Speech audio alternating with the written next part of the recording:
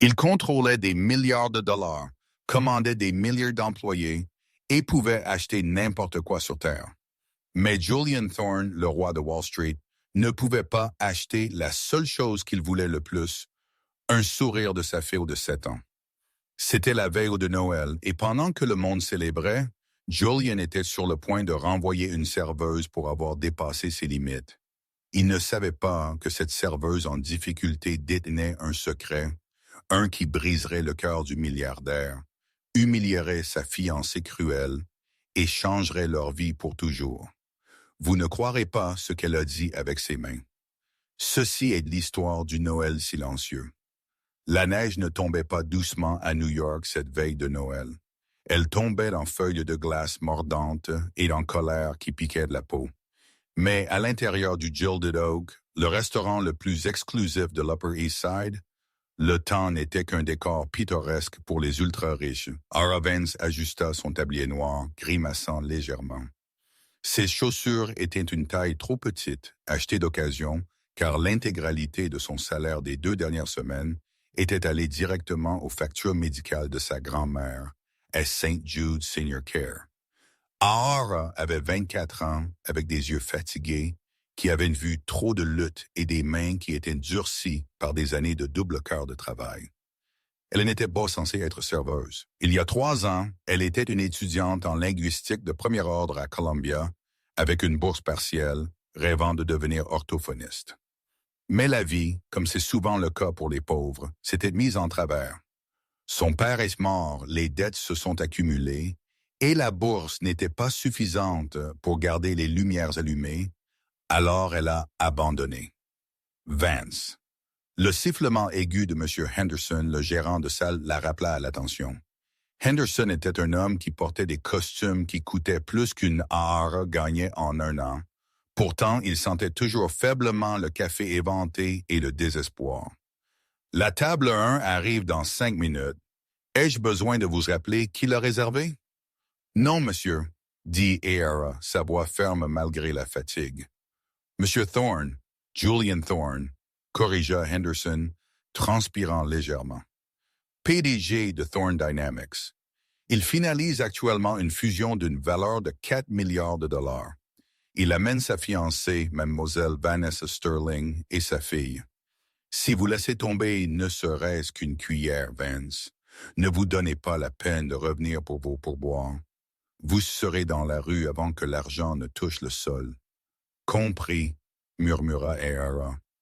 Les portes tournantes s'ouvrirent en sifflant. La température dans le restaurant sembla chuter, non pas à cause du vent extérieur, mais à cause de la pure présence glaciale de l'homme qui entrait. Julian Thorne était indéniablement beau, avec le genre de mâchoire acérée et d'yeux bleus perçants qui ornaient les couvertures de Forbes et de GQ. Mais il avait l'air épuisé.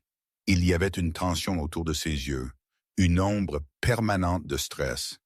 Il tenait un téléphone portable à son oreille, aboyant des ordres concernant les options d'achat d'actions et les failles juridiques, ignorant complètement les couronnes festives et le doux jazz jouant en arrière-plan. Accrochée à son bras se trouvait Vanessa Sterling. Elle était une vision du glamour de la haute société, des cheveux blonds coiffés à la perfection, vêtue d'une robe de velours rouge qui coûtait probablement assez cher pour payer des prêts étudiants. Mais son visage était crispé dans une grimace alors qu'elle regardait le 3e membre de leur groupe. Lily, la fille de Julian, avait 7 ans. Elle était petite pour son âge, noyée dans un manteau rigide et coûteux qui semblait inconfortable. Elle avait des boucles sombres comme son père.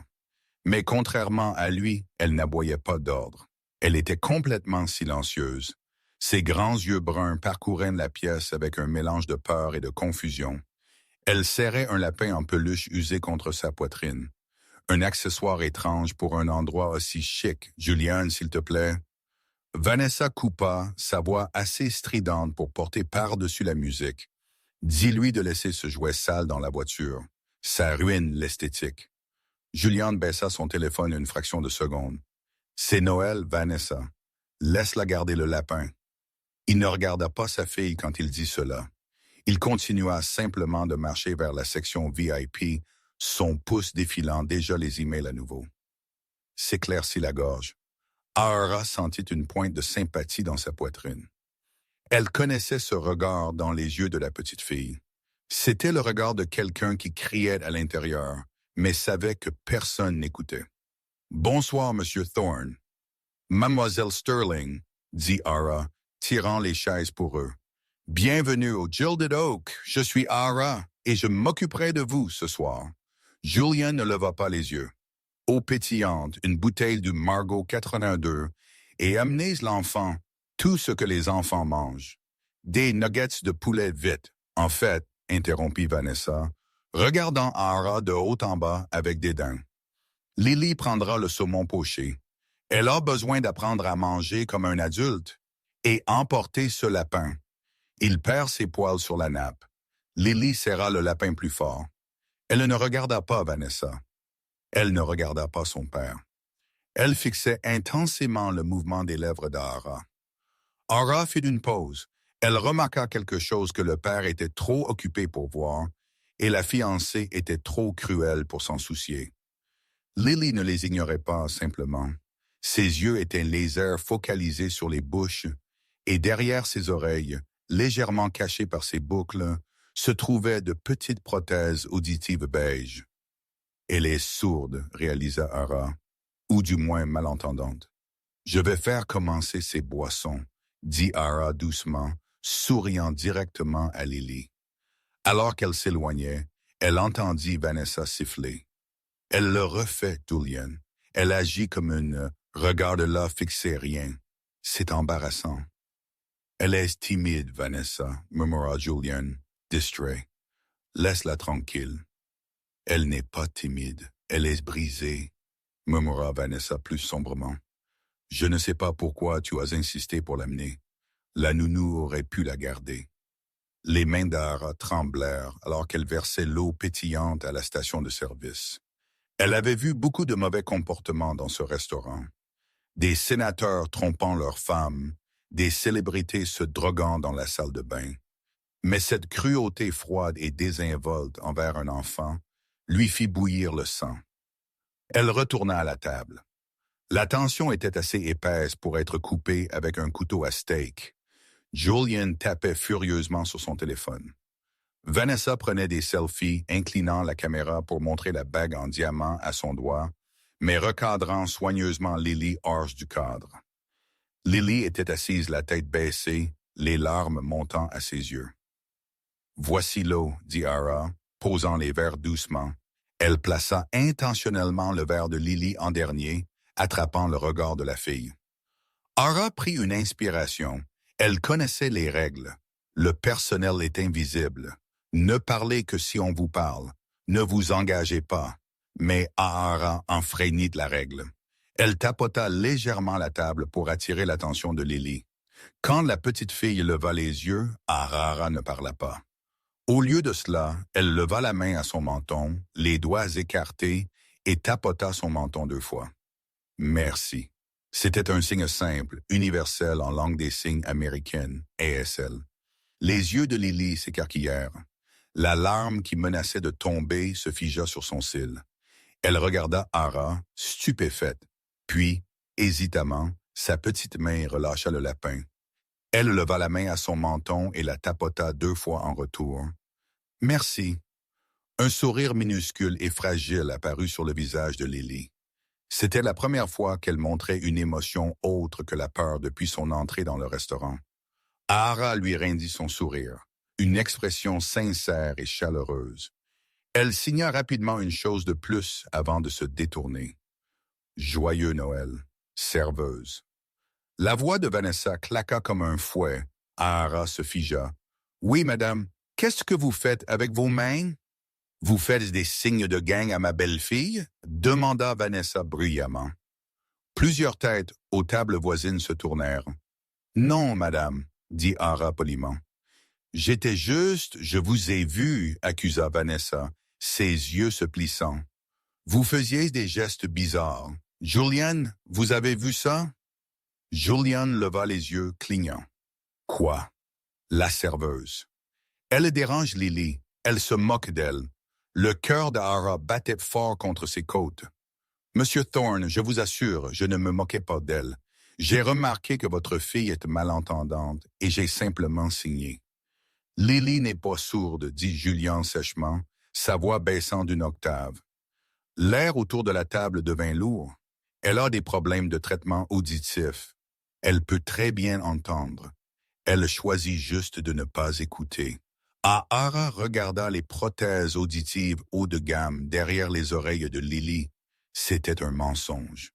Ou pire, c'était un père en profond déni. « Je m'excuse, monsieur, dit Ara, baissant la tête. Je n'ai pas voulu offenser. Apportez juste la nourriture, grommela Juliane, retournant à son téléphone. Et arrêtez d'agiter vos mains, c'est distrayant. Ara se retira vers la cuisine, le visage brûlant. Elle regarda en arrière une dernière fois. S'éclaircit la gorge. Lily la regardait, ce petit sourire disparu, remplacé par un regard de désir. La fille leva sa main sous la table, cachée de son père, et signa un mot. Le cœur d'Amy se brisa. Elle savait qu'elle devait faire quelque chose, mais elle ne savait pas que l'heure suivante lui coûterait son travail. La cuisine du Gilded Oak était un contraste chaotique avec l'élégance silencieuse de la salle à manger. Les chefs hurlaient des ordres en français et en espagnol. Les poêles flambaient et l'odeur d'huile de truffe était accablante. « Vance, pourquoi restez-vous là? » aboya M. Henderson. Les amuse-bouches de la table 1 sont prêts. Le tartare de saumon pour la dame, les huîtres Rockefeller pour le monsieur, et le saumon pour l'enfant. Ara prit le lourd plateau d'argent. Monsieur Henderson, concernant la table 1, la petite fille. Je pense qu'elle est en fait sourde. Le père dit qu'elle ne l'est pas, mais elle a des aides auditives. Et elle réagit à la langue des signes. Henderson arrêta d'essuyer un verre de vin et la fusilla du regard. Nous ne sommes pas des médecins, Vance. Nous sommes des serveurs. Si M. Thorne dit que sa fille est une martienne, alors elle est une martienne. S'il dit qu'elle peut entendre une épingle tomber dans un ouragan, alors elle le peut. Ne contredisez pas le milliardaire. Il donne 5 000 $ de pourboire lors d'une mauvaise nuit. Voulez-vous payer votre loyer ce mois-ci ou non? La menace flottait dans l'air. Ara ravala sa fierté. Oui, monsieur. Elle reporta le plateau dehors. L'atmosphère à la table 1 s'était détériorée. Vanessa buvait maintenant son 2e verre de vin et semblait visiblement agacée. Julian était toujours au téléphone, mais sa voix était plus forte maintenant, agitée. « Je me fiche de ce que le conseil pense. Faites que l'affaire se fasse ce soir. C'est la veille de Noël. Je veux que ce soit réglé. » Julian claqua sa main sur la table. Lily tressaillit violemment. Son coude heurta son verre d'eau. Cela se produisit au ralenti. Le lourd gobelet en cristal bascula. L'eau glacée inonda la nappe blanche immaculée, cascade sur le bord et directement sur la robe de velours rouge de Vanessa. « Ah !» s'écria Vanessa, se levant d'un bond. « Petite morveuse !» Le restaurant devint silencieux. Vanessa attrapa une serviette et tamponna furieusement sa robe. « Regarde ce que tu as fait. C'est du Valentino vintage. Tu as fait ça exprès. » Lily était terrifiée. Elle se recroquevilla sur sa chaise, ses mains s'envolant pour couvrir ses oreilles, serrant ses yeux fermés. Elle commença à faire un son bas et plaintif, un son que les enfants sourds font souvent lorsqu'ils sont en détresse et ne peuvent pas réguler leur propre volume. C'était un cri lugubre et guttural. « Arrêtez ce bruit !» hurla Vanessa. « Juliane, faites quelque chose, elle ruine tout. » S'éclaircit la gorge. Julian raccrocha son téléphone. Son visage était rouge d'embarras. Il regarda autour de lui les autres convives qui fixaient. Il attrapa le bras de Lily, non pas doucement. « Lily, arrête tout de suite. Tu fais une scène. » Mais Lily ne pouvait pas l'entendre assez bien pour comprendre la nuance, et son visage en colère ne fit que la terrifier davantage. Elle cria plus fort, le son s'intensifiant en un gémissement. « Je ne peux pas supporter ça, » siffla Vanessa. « Elle est défectueuse, Julian. Tu aurais dû la laisser à l'institution comme les médecins l'avaient suggéré. » Quelque chose en Ara céda. Elle oublia le loyer. Elle oublia M. Henderson. Elle oublia que Julian Thorne pouvait acheter le bâtiment où elle vivait et le démolir pour le sport. Elle déposa le plateau sur un support de service voisin avec un bruit fort et se précipita vers la table. « Lâchez-la, dit Ara. » Sa voix n'était pas forte, mais c'était de l'acier. Julian leva les yeux, choqué qu'une servante lui parle. « Excusez-moi, vous lui faites mal, dit Ara, s'interposant entre Julian et Lily. Elle s'agenouilla à côté de la fille en sanglots. « Éloignez-vous de ma fille, avertit Julian, sa voix dangereuse. Gérant Henderson. Ara l'ignora. Elle s'éclaircit la gorge, regarda directement Lily. Ne parla pas. Elle utilisa ses mains. Ses mouvements étaient fluides, rapides et expressifs. Lily, regarde-moi, regarde-moi. C'est juste de l'eau. C'est bon. Tu es en sécurité. Les yeux de Lily s'ouvrirent en grand. Elle vit les mains d'Ara. Elle vit la langue qu'elle comprenait, la langue de sa mère, décédée il y a 3 ans. La langue que son père refusait d'apprendre parce qu'il voulait qu'elle soit normale. Les gémissements de Lily s'arrêtèrent instantanément. Elle hoqueta, les larmes coulant sur son visage, et répondit en signant avec des mains tremblantes. La dame est effrayante. Papa est en colère. Ara signa en retour. Papa est juste stressé. La dame est bête. Regarde, l'eau n'est que de l'eau. Nous pouvons arranger ça. Ara attrapa une serviette sèche et fit semblant d'essuyer la table, transformant cela en un jeu. Elle fit une grimace amusante, gonflant ses joues. Lily laissa échapper un petit rire humide et essoufflé. Le silence dans le restaurant était lourd, mais cette fois c'était un autre genre de silence. C'était le silence de l'émerveillement. Julian Thorne fixa. Il regarda cette serveuse, une femme qu'il n'avait même pas regardée dans les yeux, calmer sa fille incontrôlable en quelques secondes sans dire un seul mot. « Que faites-vous » murmura Julian. « Comment faites-vous ce que là » Ara se leva, face au milliardaire. Elle n'avait plus peur. « Je lui parle, Monsieur Thorne, dans la seule langue qu'elle comprend clairement. Elle n'est pas têtue, et elle n'est pas défectueuse. Elle est seule et elle est pure. Vous connaissez la SL » bégaya Julian. « Oui, dit Ara. Mon frère était sourd. J'ai aidé à l'élever. » S'éclaircit la gorge. « Eh bien, n'est-ce pas touchant » interrompit Vanessa, sa voix dégoulinant de venin. Éclaircit la gorge. Elle avait nettoyé sa robe et réalisait maintenant que la serveuse l'avait humiliée en étant l'héroïne. « Vous êtes une serveuse, pas une gouvernante. Vous avez été impolie avec moi.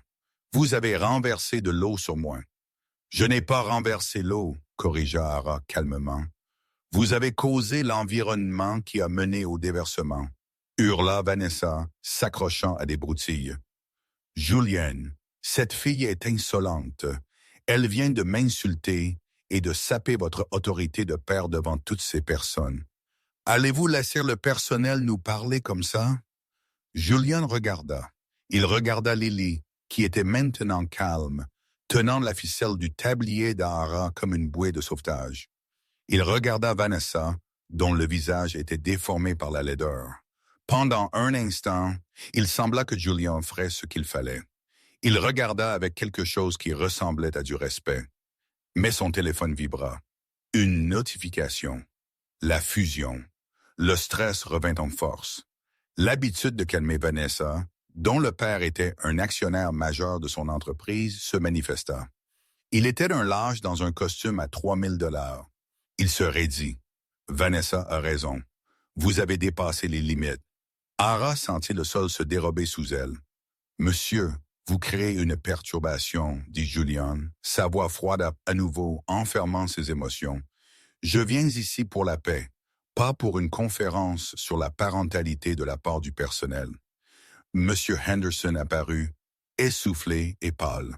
« Monsieur Thorne, je suis tellement désolé. Cette fille vous dérange-t-elle? » « Elle l'est, » déclara Vanessa, souriant. « Elle était agressive. Je ne me sens pas en sécurité avec elle, nous servons. » Henderson se tourna vers Ara, les yeux exorbités. « Vance, cuisine maintenant. » Mais Ara commença. « Sortez !» siffla Henderson. Ara regarda Lily. La petite fille regardait les adultes se disputer. La confusion revenait dans ses yeux. Elle signa un mot à Ara. « Reste !» Et Ara retint ses larmes. Elle signa en retour. « Je dois y aller. Sois courageuse. » Elle se retourna et marcha vers la cuisine, le bruit de ses chaussures bon marché grinçant sur le sol en marbre. « Vous êtes viré d'avance, » dit Henderson, dès que les pas de battante se refermèrent. « Faites vos affaires. Sortez. Ne demandez pas de référence. »« C'est la veille de Noël, » dit Ara, sa voix tremblante. « J'ai un loyer à payer dans 2 jours. S'il vous plaît, vous auriez dû y penser avant d'embarrasser un milliardaire. » Henderson ricana. « Partez. » Ara enleva son tablier. Elle sortit par la porte arrière dans la ruelle glaciale. La neige tombait plus fort maintenant. Elle n'avait pas de travail, pas d'argent pour sa grand-mère et nulle part où aller. Elle s'assit sur une caisse près de la benne à ordures et enfouit son visage dans ses mains, sanglotant dans l'air froid de la nuit. Mais elle ne savait pas qu'à l'intérieur, le Noël silencieux était loin d'être terminé. À l'intérieur du restaurant, Lily Thorne fixa les portes battantes de la cuisine. Elle regarda son père, qui buvait son vin, refusant de croiser son regard. Elle regarda Vanessa, qui faisait défiler Instagram. Lily sentit un feu s'allumer dans sa petite poitrine. C'était la première fois qu'elle se sentait vraiment en colère. Elle fouilla dans sa poche et en sortit un crayon qu'elle avait volé au stand de l'hôtesse. Elle attrapa la serviette en lin, la coûteuse serviette en lin blanche, et elle commença à écrire. À l'intérieur de Gilded Oak, l'ambiance était revenue à un murmure poli. Les autres convives étaient retournés à leur homard thermidor et leur bœuf wagyu, désireux d'oublier le désagrément d'un enfant qui pleure et d'une serveuse renvoyée. Vanessa Sterling prit une gorgée du cher Margaux 82, faisant tourbillonner le liquide rouge foncé dans le verre. Elle semblait triomphante. Elle se pencha sur la table, posant une main manucurée sur l'avant-bras de Julien. « Honnêtement, chérie, c'est pour le mieux. » Elle ronronna, sa voix dégoulinant de pleine sympathie. Cette fille était instable. Vous avez vu ses yeux, n'est-ce pas? Sauvages, probablement sous drogue. Les gens comme ça, ils nous en veulent. Elles en veulent à notre succès. Elle cherchait juste un paiement. Julien ne répondit pas. Il fixait l'endroit vide où Ara s'était tenue. Il sentit une étrange sensation rongeante dans son ventre. La culpabilité. C'était une émotion que Julian Thorne entretenait rarement. En affaires, la culpabilité était une faiblesse. En paternité, apparemment, c'était un compagnon constant. « Julian, écoutez-vous? » pressa Vanessa. « Je disais, pour le voyage à Aspen la semaine prochaine, nous devrions laisser Lily avec le service au père. Il y en a un spécialisé à Genève qui s'occupe des enfants difficiles. » À la mention de « difficile », la tête de Lily se releva brusquement. Elle n'entendit pas les mots parfaitement, mais elle lut le dégoût sur les lèvres de Vanessa. Elle vit le rejet dans le silence de son père. Lily finit d'écrire avec le crayon de cire rouge. Elle appuya si fort que le crayon se brisa en 2. Elle se leva sur sa chaise, une entorse à l'étiquette qui fit haleter Vanessa, et claqua la serviette en lin sur l'assiette de Julien, juste au-dessus de ses huîtres Rockefeller intactes. « Lily, asseyez-vous », aboya Julien surpris. Mais Lily ne s'assit pas. Elle fixa son père avec des yeux qui semblaient vieux de plusieurs siècles, remplis d'un mélange déchirant de déception et de résignation. Elle tapota la serviette une fois fort, puis se retourna et courut. Elle ne courut pas vers la salle de bain. Elle courut vers les lourdes portes tournantes à l'avant du restaurant. « Lily !» cria Julian, se levant et renversant sa chaise. « Laissez-la partir !» Vanessa ricana, vérifiant son reflet dans une cuillère. Elle fait juste une crise de colère. Elle s'arrêtera à la porte. Elle a trop peur de sortir. Julien hésita. Il regarda la serviette. Le parchemin au crayon rouge était déchiqueté, écrit par la main tremblante d'un enfant, mais le message était clair. Ce n'était pas juste un dessin, c'était une phrase. Elle écoutait. « Vous n'écoutez jamais. Je vous déteste. Les mots lui coupèrent le souffle.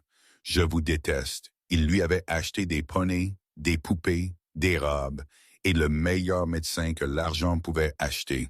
Il avait essayé de réparer son ouïe avec des opérations chirurgicales et de la technologie, mais il n'avait jamais, pas une seule fois, simplement essayé de lui parler d'une manière qu'elle comprenait. « Oh mon Dieu !» murmura Julian. « Qu'est-ce que c'est ?» demanda Vanessa se penchant. Elle lut la serviette et roula des yeux. « Oh, s'il vous plaît, je vous déteste. » Chaque enfant de 7 ans dit ça. Ne soyez pas si dramatique. Elle est partie. S'éclaircit la gorge. Julian dit, la panique montant dans sa gorge. Il regarda la porte d'entrée. La porte tournante tournait toujours lentement. « Elle est juste dans le hall, rejeta Vanessa. « Non, dit Julian, une froide angoisse l'envahissant. S'éclaircit la gorge. Elle n'a pas son manteau. Julian se mit à courir. Il sprinta devant le métro, ignorant les regards surpris des clients. Il traversa les portes tournantes pour sortir sur la 56e rue. Le vent le frappa comme un coup physique. La neige était maintenant un voile blanc, tourbillonnant violemment. La température était bien en dessous de 0. « Lily » cria-t-il, sa voix avalée par le vent. Le trottoir était bondé de derniers acheteurs de Noël, la tête penchée contre la neige. Julian scanna la foule frénétiquement. Une petite fille en robe de soirée intérieure gèlerait à mort en quelques minutes par ce temps. Puis il vit un éclair de rose, le ruban de sa robe. Elle ne courait pas dans la rue. Elle courait vers la ruelle sombre à côté du restaurant, la sortie du personnel. Julian sprinta derrière elle, ses chères chaussures italiennes en cuir glissant sur le pavé glacé. « Lily, arrête !» Il tourna le coin de la ruelle et freina brusquement. La scène devant lui glaça le cœur. Lily était là, mais elle n'était pas seule. S'éclaircit la gorge. Elle était accrochée à la serveuse renvoyée, Ara Vance. Les bras de Lily étaient enroulés serrés autour de la taille d'Ara, enfouissant son visage dans le manteau bon marché et fin que la serveuse portait. Et Ara, qui avait toutes les raisons de s'éloigner, toutes les raisons de détester la famille Thorne, était agenouillée dans la neige, enroulant sa propre écharpe autour de l'enfant tremblante, protégeant le corps de Lily avec le sien contre le vent mordant. Ara était stupéfaite. Elle était assise sur une caisse de lait, essayant de rassembler la volonté de marcher jusqu'à la station de métro lorsque la porte arrière s'était ouverte en volant et que la petite fille s'était précipitée sur elle. Lily tremblait violemment, ses dents claquaient, sa peau devenant déjà d'un bleu pâle marbré sous le choc du froid. « Lee, oh mon Dieu, Lily !» allaita Ara. Elle enleva immédiatement son écharpe, une chose en laine déchirée qu'elle avait depuis des années, et l'enroula autour du cou de la fille. Elle déboutonna son manteau et tira Lily à l'intérieur, la serrant fort pour partager la chaleur corporelle. « Pourquoi es-tu dehors ?» signa Ara d'une main tout en tenant Lily de l'autre. « Dangereux, froid, rentre. » Lily secoua la tête frénétiquement, sanglotant. Elle signa en retour, son doigt raide de froid. « Pas dedans, pas papa, seulement toi. » Le cœur d'Ara se brisa. Elle leva les yeux et le vit. Julian Thorne se tenait à l'entrée de la ruelle, la neige s'accumulant sur ses cheveux noirs, sa poitrine se soulevant.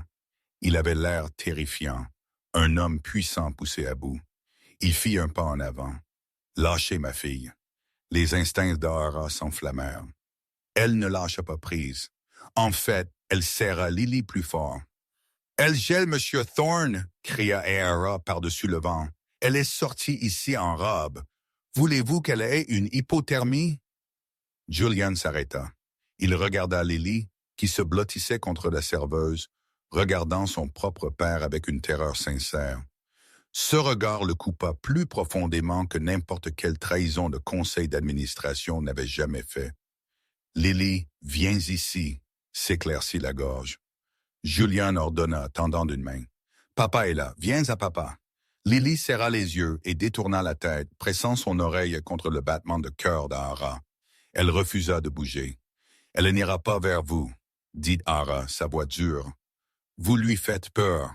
Je lui fais peur. Julien rit sombrement, un son dépourvu d'humour. Vous êtes l'étrangère. Je suis son père. Maintenant, laissez-la partir avant que j'appelle la police et que je vous fasse arrêter pour enlèvement. Ara se leva, soulevant Lily avec elle. Lily était lourde, mais l'adrénaline donna de la force à Ara. Enlèvement. Elle a couru vers moi parce que je suis la seule personne dans ce bâtiment qui l'a traité comme un être humain au lieu d'un accessoire cassé. Julien tressaillit. L'accusation frappa juste. Vous ne savez rien de nous.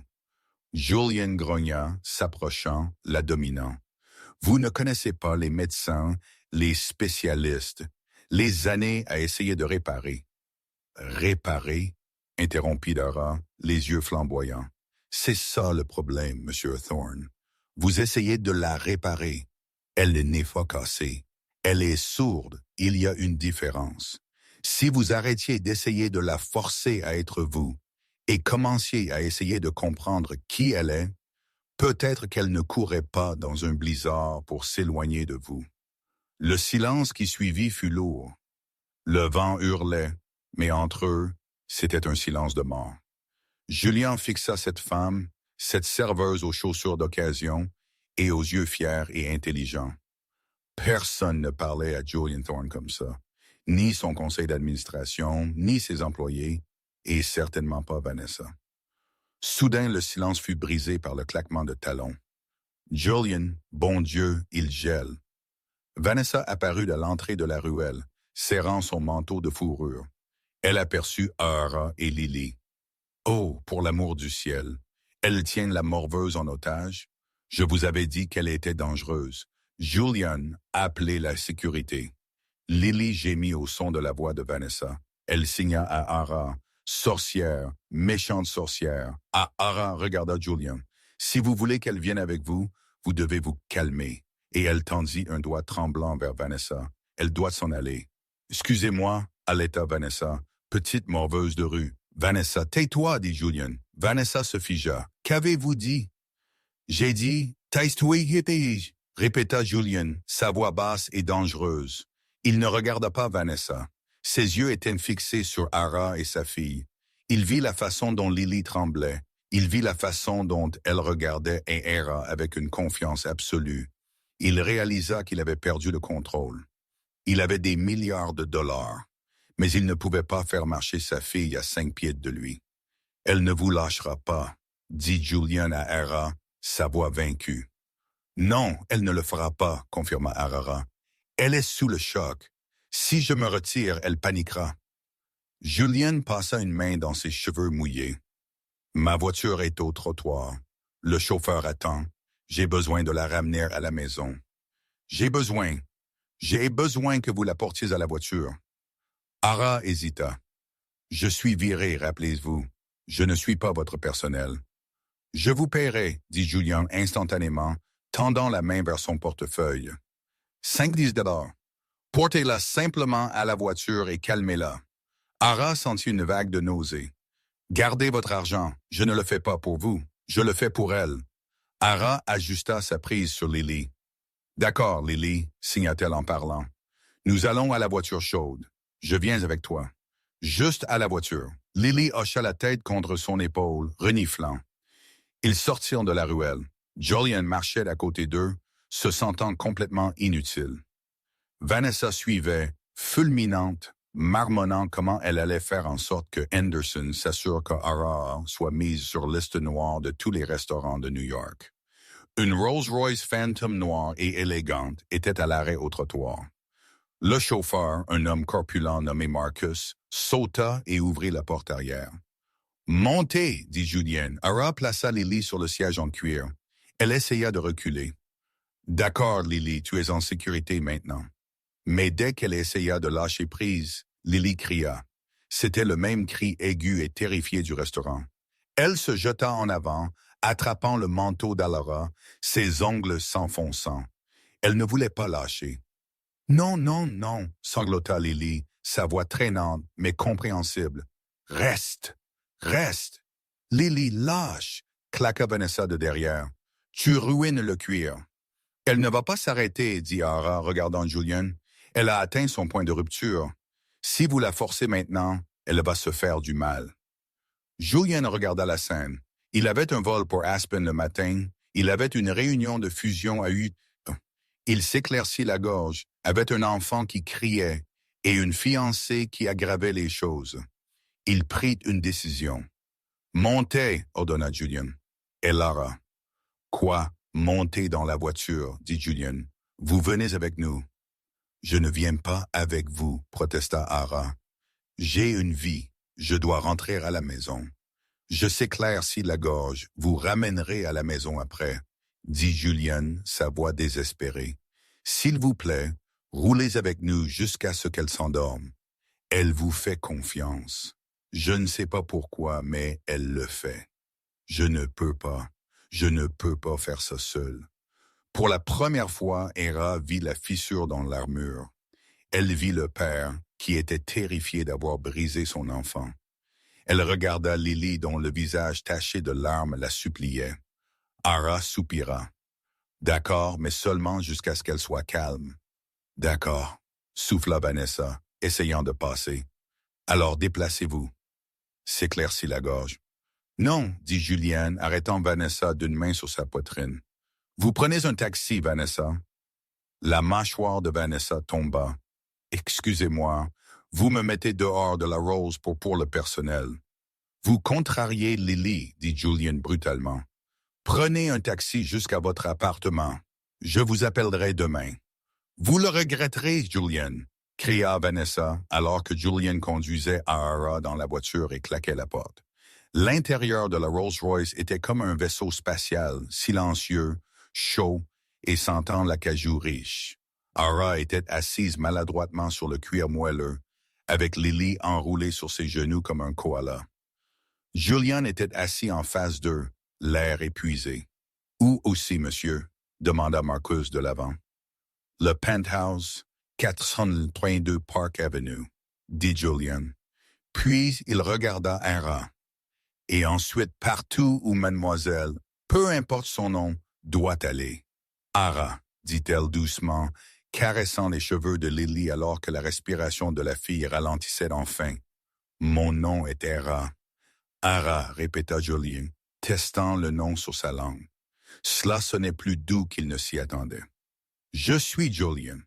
Je sais qui vous êtes, Monsieur Thorne, dit-il, sa garde relevée. Tout le monde sait qui vous êtes. » Tandis que la voiture glissait dans les rues enneigées de Manhattan, Lily ferma enfin les yeux épuisés. Le silence dans la voiture était épais. « Où l'avez-vous appris ?» demanda Julien doucement, pointant ses mains. « Les signes. »« Mon jeune frère Sam, dit Ara, fixant par la fenêtre les lumières de Noël qui s'estompaient. Il est né sourd. Mes parents n'avaient pas d'argent pour des implants cochléaires ou des orthophonistes privés. Alors nous avons tous appris l'ASL. C'était la seule façon d'être une famille. Julien a demandé s'il était mort. Ara dit, sa voix plate. Il y a 3 ans, un accident. L'air dans la voiture sembla être aspiré. Julien regarda la serveuse, la regarda vraiment, et vit l'ombre d'un chagrin qui correspondait au sien. Sa femme était morte il y a 3 ans, elle aussi. « Je suis désolé, » dit Julien. Et pour la première fois cette nuit-là, il le pensait vraiment. Il aurait eu à peu près l'âge de Lily, murmura Ara. Elle baissa les yeux vers la fille endormie. Elle est intelligente, Monsieur Thorne. Je l'ai vue observer la pièce. Elle lisait sur les lèvres. Elle analysait le langage corporel. Elle a un intellect élevé.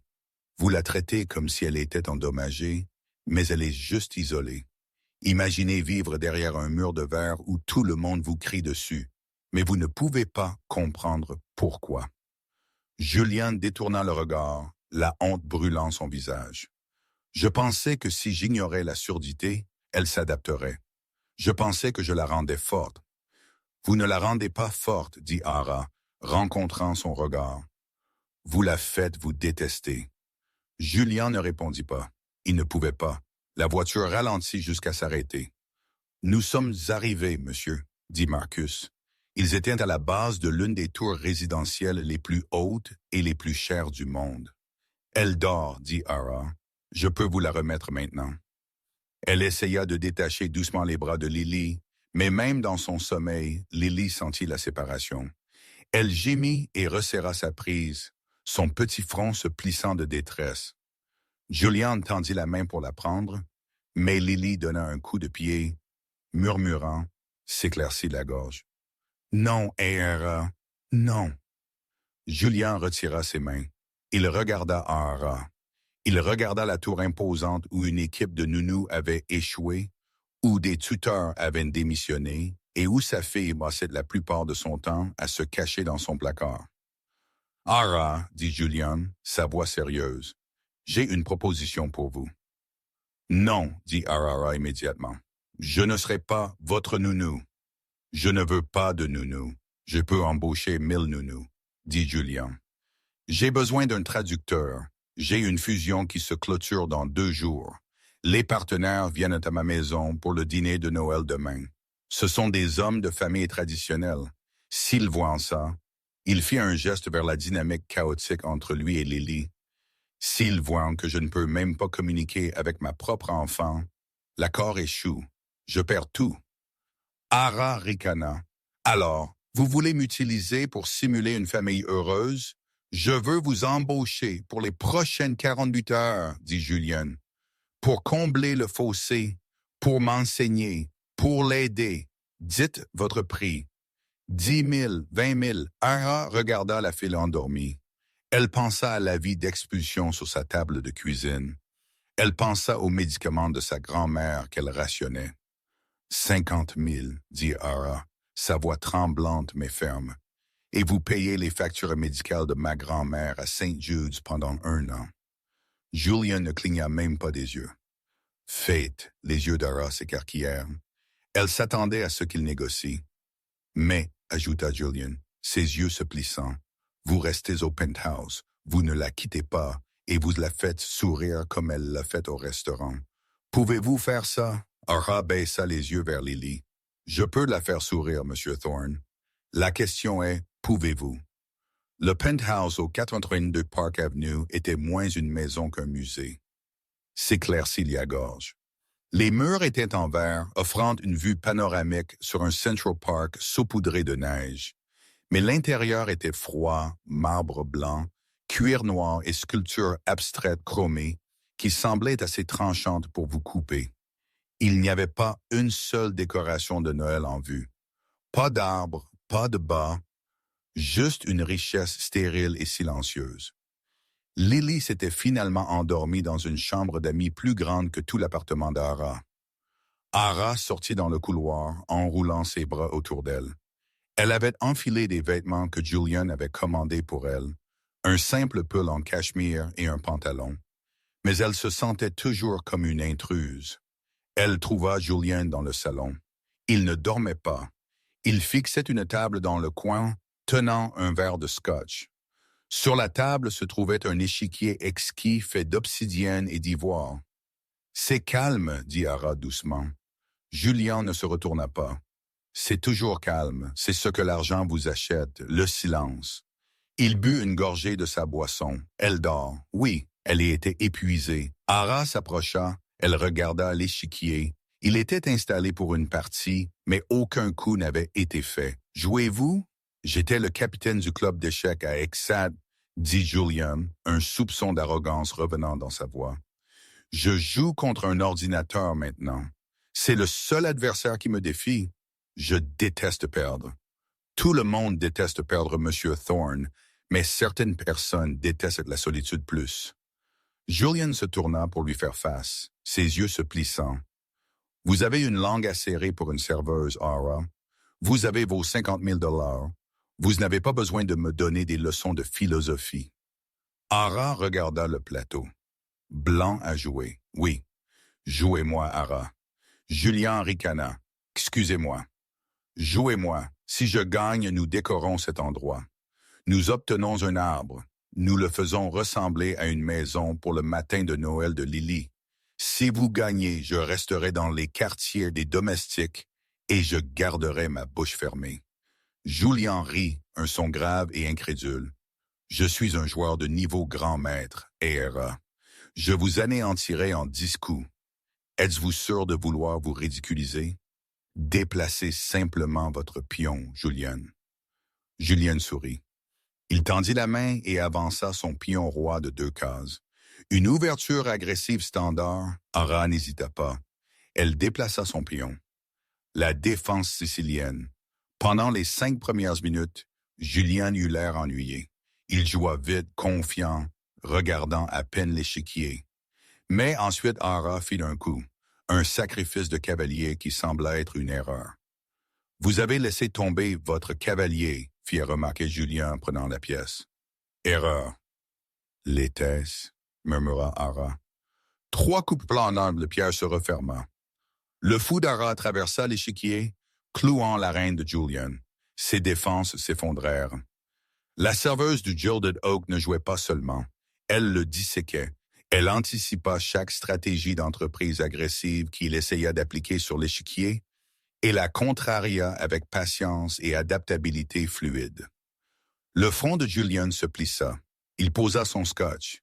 Il se pencha, ses yeux parcourant les pièces d'obsidienne. Il réalisa avec une décharge d'adrénaline qu'il n'avait pas ressenti depuis des années qu'il était en train de perdre. « Qui êtes-vous » murmura Julien, fixant le plateau. Les serveuses de Junpei la variante Dragon comme ça. « Je vous l'ai dit Ara, glissant sa tour en position. J'étais une étudiante en linguistique. Les échecs ne sont qu'un langage sans mots, des motifs, une syntaxe, une logique. » Elle ramassa sa reine et la plaça doucement sur la case devant son roi. Échec et mat. Le silence dans la pièce était assourdissant. Julian fixa son roi vaincu. Il leva les yeux vers Ara, la voyant pour la première fois, non pas comme un cas de charité ou une employée temporaire, mais comme une égale intellectuelle.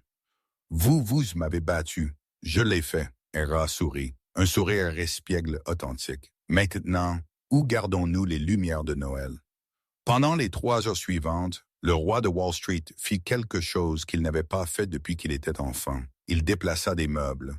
Il commanda un arbre massif à livrer par un service de conciergerie 24 heures sur 24. Lui et passèrent la nuit à démêler des lumières et à accrocher des ornements. Lorsque Lily se réveilla le lendemain matin, le jour de Noël, elle entra dans le salon et haleta. Le musée froid avait disparu. À sa place se trouvait un pays des merveilles rouges et or, lumineux et chaleureux. Mais le vrai choc n'était pas l'arbre, c'était son père. Julian était assis sur le sol, non pas dans son costume, mais dans un pull. Il avait l'air fatigué, mais nerveux. Quand il vit Lily, il n'aboya pas d'ordre. Il ne regarda pas son téléphone. Il regarda Ara pour se rassurer. Ara hocha la tête, Julian leva les mains. Ses doigts étaient maladroits, raides et tremblaient légèrement. Il forma une forme puis une autre. Joyeux Noël. Lily, c'était Barclay. C'était lent, mais pour Lily, c'était de la poésie. Elle lâcha son lapin en peluche. Ses mains volèrent à sa bouche. Elle courut à travers la pièce et se jeta dans les bras de son père. Julian la rattrapa. Le souffle lui fut coupé.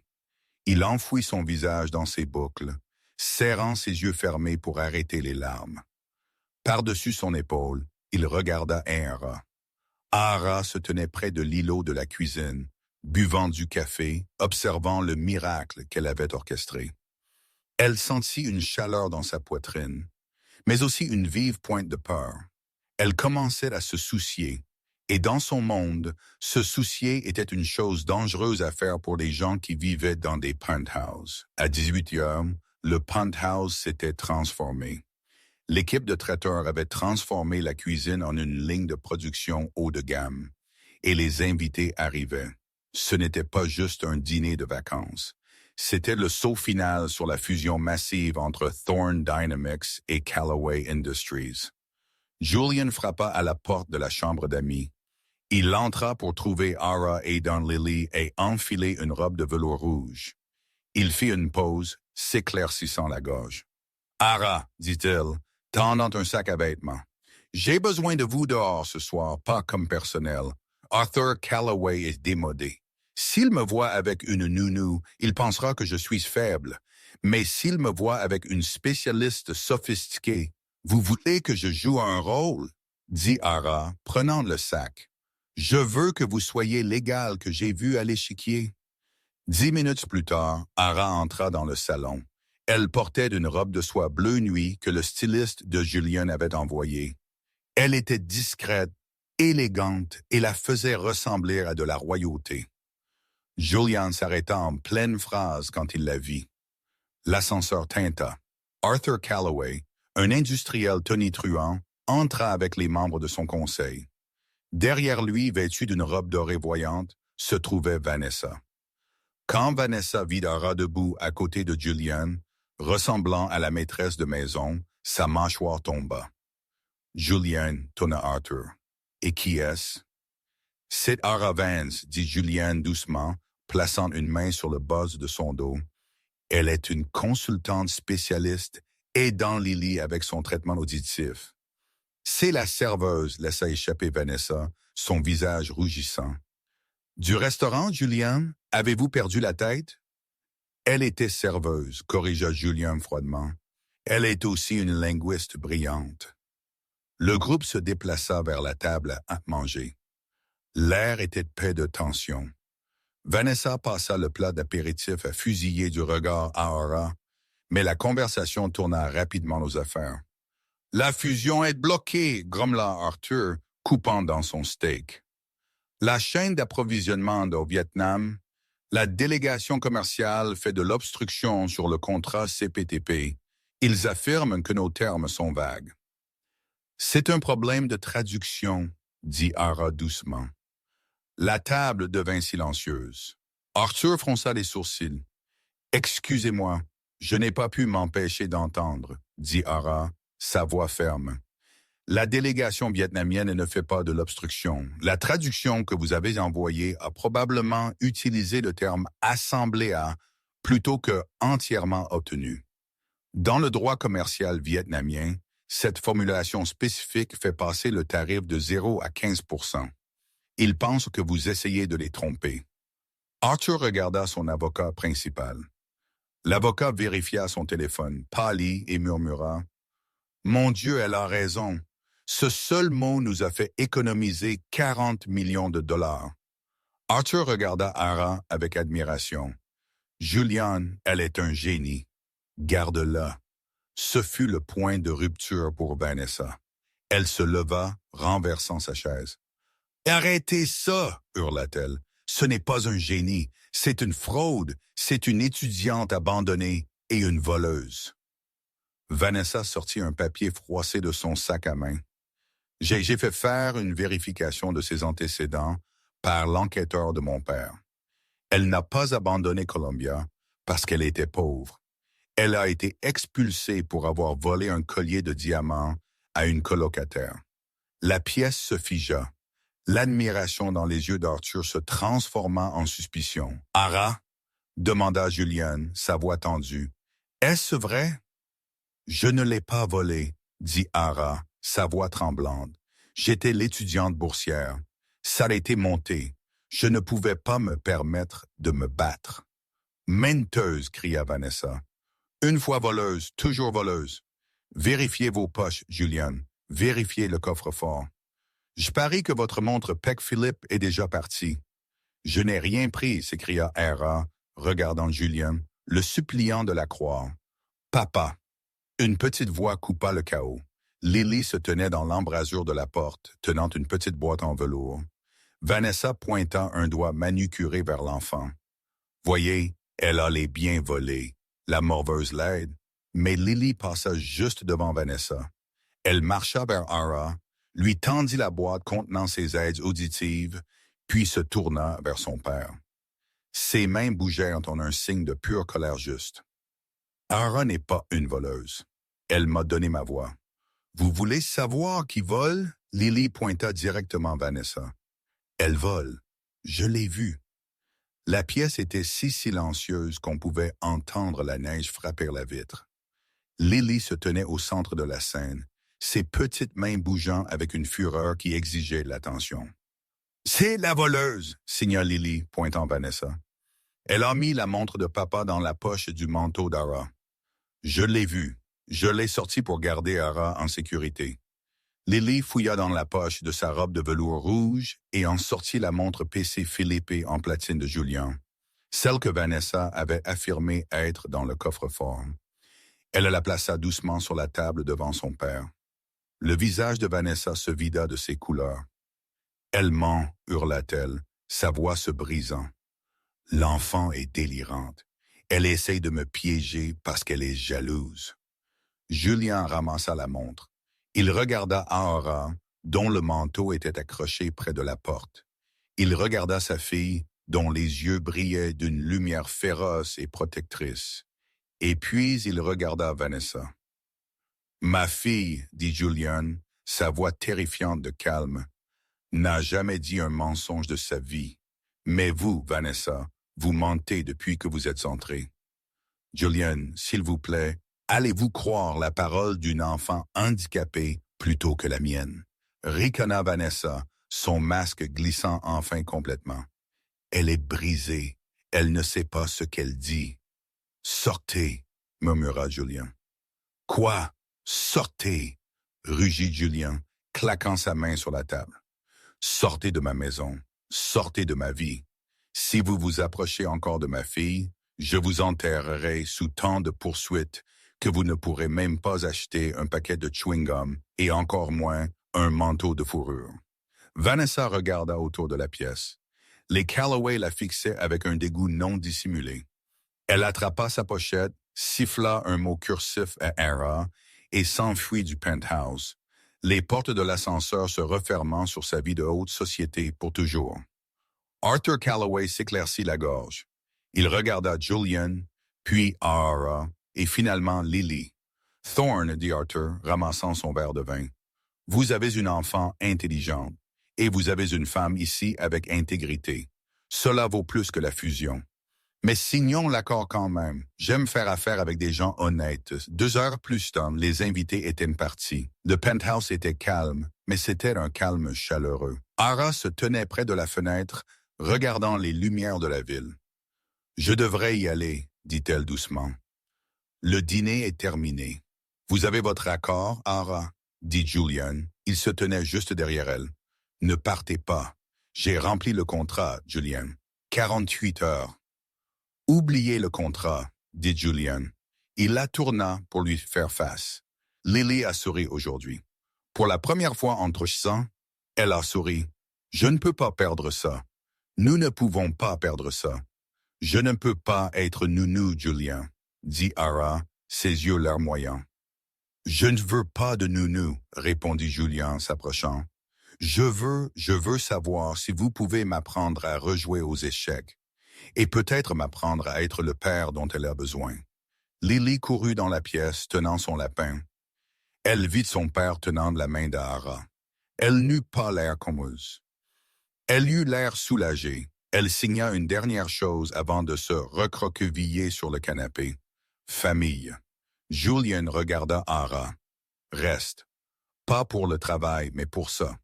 Ara regarda l'homme qui avait été une bête et la fille qui avait retrouvé sa voix. Elle sourit et pour la première fois depuis longtemps, elle s'éclaircit la gorge, se sentit chez elle.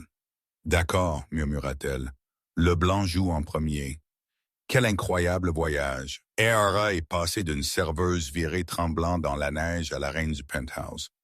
Tout cela parce qu'elle a pris le temps d'écouter un enfant que le monde ignorait.